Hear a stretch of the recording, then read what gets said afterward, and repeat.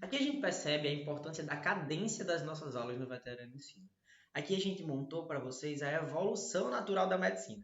A gente começou primeiro falando de quando as pessoas investigavam cadáveres para entender por que é que elas tinham morrido. Depois começaram a olhar para pacientes doentes vivos para saber por que, que esse paciente está doente. E aí fazia a inspeção estática. Depois começou-se a fazer a inspeção dinâmica, em que eu fazia algumas coisas nesse paciente, alguns sinais que ele apresentava, me fazia ter algumas ideias e depois botar a mão nesse paciente, palpação, percussão, todas essas partes de com a minha mão tentar achar alguma coisa, até que a gente desenvolveu alguns equipamentos, como por exemplo o estetoscópio, que me permitia ouvir aquele paciente por dentro para tentar achar alguma coisa. Nessa evolução da medicina, a gente chegou ao desenvolvimento de alguns equipamentos que investigam coisas que a gente, enquanto médico, não consegue. E os resultados desses equipamentos ajudam a gente, como médico, a raciocinar. E aí, por isso, na pneumologia, a gente tem vários exames que podem ser feitos no paciente que podem ajudar nos nossos diagnósticos. E aqui nessa aula eu trouxe três principais que mais vocês vão ouvir falar, que mais vocês vão ver sendo comentados e que são possíveis que eu introduza esses assuntos para vocês e vocês cheguem na discussão com seus professores sabendo melhor sobre o que é que significa esses exames complementares. E a gente vai falar sobre o conhecimento das estruturas em que um raio-x aparece, algo muito legal que vocês vão ver de rotina, é raio-x na vida de vocês. Os resultados possíveis de um exame chamado espirometria e ainda vou falar um pouquinho rapidamente sobre a gasometria, que é algo que ajuda demais a gente em pacientes que estão internados, entubados. Isso faz muita diferença. No raio-x de tórax, uma coisa importante de vocês saberem é que ele é um exame muito rudimentar. Para vocês terem noção, o exame de raio-x foi iniciado, a invenção dele, lá em 1895, quando um físico alemão estava brincando com raios catódicos, fazendo algum experimento, e percebeu que esses raios catódicos eram capazes de atravessar as estruturas do corpo humano. Algumas estruturas, porque outras estruturas refletiam esses raios catódicos. E aí as estruturas que refletem os raios catódicos são as estruturas brancas. Afinal, o raio não passa por ela, ele não queima a placa que está do outro lado. Já os raios que atravessam o nosso corpo e queimam a placa que está do outro lado, deixam a imagem preta. Então, estruturas como ar, até mesmo algum material assim menos denso, ele consegue atravessar. Já outras estruturas, como o osso, os raios catódicos, o raio-x, ele não consegue passar, por isso ele forma essas imagens brancas. E aqui a gente já consegue teorizar sobre o que é que eu posso ter de alterações nesses 50 tons de cinza. Então está tudo relacionado a alterações de densidade. Ou mesmo de mudanças de posições daquelas coisas que eu consigo ver. Por exemplo, eu espero que o coração ocupe essa posição, eu espero que a traqueia ocupe essa posição, eu espero que a vértebra esteja com estes distanciamentos entre elas, mas se quando eu faço esse exame de imagem eu vejo que as estruturas brancas ou as estruturas pretas estão com uma conformação diferente do que eu deveria esperar, eu consigo visualizar algumas alterações. De início, isso vai parecer desafiador. Talvez por eu ser daltônico, quando eu passei pela disciplina de imagem, eu tive um pouquinho menos de dificuldade, achei raio-x mó legal. Esses aprendizados de imagem foi algo que eu realmente fiz muita questão de aprender, porque ver em 50 tons de cinza sempre foi minha vida, né? Então é algo que foi mais tranquilo para mim. Mas se você tiver dificuldade, saiba que é normal. E a melhor coisa para você superar essa dificuldade é entender que você vai olhar para um raio-x com um processo de treinamento visual. É o que eu chamo de look set. Você vai configurar o seu olhar para procurar alterações. Todo raio-x ele pertence a um paciente. Aquele paciente tem um contexto clínico. O que é que diante deste contexto clínico esse paciente vai ter de alteração no raio-x? Se eu estou com um paciente com insuficiência cardíaca que tem edema de membro inferior, eu tenho, por exemplo, um paciente que tem maior tendência a acumular água nesse pulmão. E o que é que um acúmulo de água no pulmão pode causar? Pode causar essas alterações visuais. Quando você começa a treinar o seu olhar, fazer o seu look set para olhar para raio-x, procurando alterações para aquele paciente, você vai ser surpreendido menos. É claro que, eventualmente, você não esperava algumas vezes achar uma coisa no raio-x e eventualmente acha. Mas treinar o seu olhar faz com que você não deixe passar alterações muito grosseiras. E aí o que eu quero que vocês vejam aqui neste raio-x é algumas estruturas que são cruciais, e aí vale o print dessa imagem, para serem analisadas. Afinal, eu sabendo que a traqueia passa exatamente nesse espaço, faz com que o próximo raio-x que vocês forem olhar de gente de vida real que não tem esse contorno, vocês procurem cadê a traqueia desse paciente, cadê a veia cava superior dele, cadê a aorta, cadê o tronco da artéria pulmonar e, especialmente, as estruturas cardíacas e as cúpulas diafragmáticas. Porque essas estruturas cardíacas podem tanto sofrer processos de hipertrofias e causem alterações de imagem, como essas cúpulas diafragmáticas, quando ou não visíveis ou desviadas, podem significar para a gente um monte de alteração. Quando vocês assistirem o nosso módulo de casos clínicos, vocês vão ver que eu vou apontar várias dessas alterações para várias das doenças que existem. E aí vocês vão começar a treinar o seu olhar e entender isso que eu estou dizendo agora. Porque eu vou mostrar lá, olha, tá vendo que a traqueia desviou aqui para esse lado, nessa atelectasia, e isso vai começar a fazer sentido para vocês. Agora tem um ponto muito importante que eu preciso conversar com vocês. O raio-x ele é um exame que é bem ultrapassado. Ele tem uma baixa sensibilidade, uma baixa especificidade e é ruim, considerado ruim, para muitas doenças. Ele só é usado hoje em dia, não é porque ele é bom, é porque ele é uma tecnologia acessível que se popularizou. Isso faz com que ele esteja em todos os hospitais, os pronto-socorros do país e todo mundo usa. Mas se você vai estudar a literatura científica mesmo, existe um material muito mais eficiente para analisar a imagem de pulmão, que tem um custo não tão caro, que é o ultrassom à beira-leito, o point of care. Um ultrassom que você deixa disponível ali para fazer na beira do leito dos pacientes. E essa análise de ultrassom à beira-leito faz com que a gente consiga ter resultados semelhantes a um tomógrafo, na especificidade e na sensibilidade de muitas doenças. E é extremamente mais acessível que um tomógrafo. Então, você que está estudando, está se formando, procura ler um pouco sobre ultrassom à beira-leito, point of care, que isso muito provavelmente, se tudo der certo, vai ser a tecnologia que vai se tornar presente nos pronto-socorros para fazer a avaliação desses pacientes, porque vai ser muito melhor e muito mais eficiente do que esses raios-x. Tá certo? Ainda não é tão difundido, ainda não está tão presente, por questões mesmo de infraestrutura, mas não é caro hoje. Você, como médico, consegue investir num valor legalzinho, ter o seu ultrassom, mas hospitais, pronto-socorros, investirem em equipamentos como esse é completamente execuível quando comparado a comprar um raio-x, um tomógrafo e etc. Certo? E é importante que vocês levem esse conhecimento básico para a nossa aula que a gente fala sobre os casos clínicos de raio-x de tórax.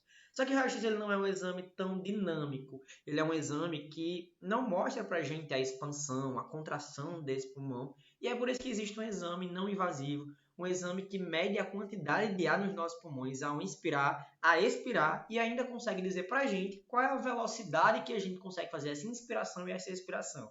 Isso é extremamente importante em doenças como DPOC, asma, fibrose, que eu consigo saber exatamente como é que está a complacência daquele pulmão e como é que aquele pulmão consegue realizar a expulsão e a inspiração de gás. E esse é um exame muito simples na teoria. Ele funciona de uma forma muito intuitiva, que é o seguinte: você vai pedir ao paciente puxar o máximo de ar que ele conseguir, o máximo, encher o pulmão o máximo que ele conseguir e liberar esse ar depois com o máximo de força que for possível, com esse equipamento na boca, certo? Ele puxa o ar, bota esse equipamento na boca e sopra com o máximo de força que conseguir. Força. Vê se ele consegue colocar todo o ar para fora. E aí ele vai me dar dois valores. O primeiro valor é a quantidade de volume que ele expirou no primeiro segundo. No primeiro segundo, quanto volume ele expirou? A gente chama isso de volume expiratório forçado no primeiro segundo, conhecido pela espirometria de como VEF1. Quanto ar saiu no primeiro segundo. E depois a gente vai medir uma outra coisa também, que é quando não tiver mais nenhum ar para sair, o quanto aquele pulmão botou para fora. A gente chama isso de capacidade vital forçada expiratória, CVF. Então a gente tem o VF1, que é o quanto a gente consegue botar para fora no primeiro segundo, e a capacidade vital forçada que a gente mede quando o pulmão não tem mais nenhum ar mais para colocar para fora. E a relação entre VF1 e CVF vai dar para a gente um monte de dicas do que é que aquele paciente tem e se o que a gente está fazendo com ele está melhorando ou piorando o pulmão dele. Vamos dar aqui uma olhada no gráfico. Um paciente normal, ele puxa o ar e quando vai soprar, o volume total expirado dele aumenta muito rápido no início e depois fica normal. Existem alguns pacientes que até conseguem aumentar rápido o volume total que ele expira no primeiro segundo, mas ele não tem muita capacidade de acumular muito ar no pulmão e ele faz um total de ar, uma CVF, uma capacidade vital forçada, baixa, porque ele não expira muito ar. Esses são os pacientes que têm distúrbios restritivos. Ele atinge o platô aqui, ó, muito rápido e em nível mais baixo. Já existem outros pacientes que têm dificuldades de começar a expirar. Ele começa a colocar o ar para fora, e só que ele vai muito devagar, o pulmão ele se contrai muito fracamente e continuamente. Ele consegue passar do nível de um restritivo, mas ele começou muito devagarzinho. A gente chama esses pacientes de pacientes com distúrbios respiratórios obstrutivos. E tem pacientes que têm mistos, que é obstrutivo e restritivo. E ele faz um gráfico lá embaixo, que demora a aumentar, que não sobe nada. E aí, ter noção dessas coisas vai fazer com que você olhe para a relação entre VF1, o valor numérico de VF1 e CVF, e consiga ter algumas hipóteses do que é que seu paciente tem. E esse slide aqui, acho que foram os 5 minutos mais bem gastos que eu fiz na minha vida, porque isso aqui, se você printar isso e levar para a sua discussão de espirometria, você vai voar na discussão. Porque o que é que a gente tem? A gente tem um paciente que fez uma espirometria e trouxe para mim um VF1 sobre CVF. Esse resultado está lá no exame. A relação VF1-CVF. Existem duas possibilidades. Ou essa relação está normal, ou essa relação está reduzida. Se ela estiver normal, esse paciente pode ser um paciente que está tendo uma espirometria normal. Mas se este paciente tiver esse valor normal e o VF1 for menor que 80% e o CVF for menor que 80%, ele é um paciente restritivo. Por quê? O paciente obstrutivo ele vai ter uma capacidade vital forçada normal. É só o VF1 que vai estar reduzido. E por isso, um paciente obstrutivo ele vai ter a relação VF1-CVF reduzida. E aí, quando você olha lá e vê o VF1 vai estar menor que 80% e o CVF vai estar normal, certo? Só que eu posso ter um paciente com relação VF1-CVF reduzida e os dois com o VF1 e o CVF menor que 80%. Esses são os pacientes de distúrbio misto. Perceba que no restritivo e no misto, o VF1 e o CVF vão ambos estar menor que 80%. Só que no distúrbio misto, a gente vai ter a relação, a proporção entre os dois. Por mais que os dois estejam menores que 80%, a gente vai ter uma relação reduzida no misto que não vai existir no restritivo. No restritivo, elas vão diminuir por igual. Vai ter uma redução aproximada dos dois, com o que mostra pra gente que a relação permanece. Falseia pra gente que a relação está normal, mas quando você vai olhar os dados, você vê que ambas estão reduzidas por igual, não mudou a relação, mas os valores absolutos mudaram. Aqui no misto, eu mudo a relação e também mudo ambos, entendeu? Então é isso que são as pegadinhas que existem em relação à espirometria. Mas com esse print aqui, com esse fluxograma, você consegue resolver a maioria dos seus pacientes. E para finalizar, nenhum desses dois exames a gente consegue efetivamente ver quanto de O2 o pulmão está entregando para os órgãos e quanto CO2 ele está tirando do sangue. E é por isso que a gente pode pedir um exame chamado gasometria para saber como é que está a troca de sangue entre o sangue, a troca de gases entre o sangue e o pulmão. Em um exame como a gasometria, a gente vai conseguir medir a quantidade de oxigênio, a quantidade de dióxido de carbono, bicarbonato e o pH do nosso sangue.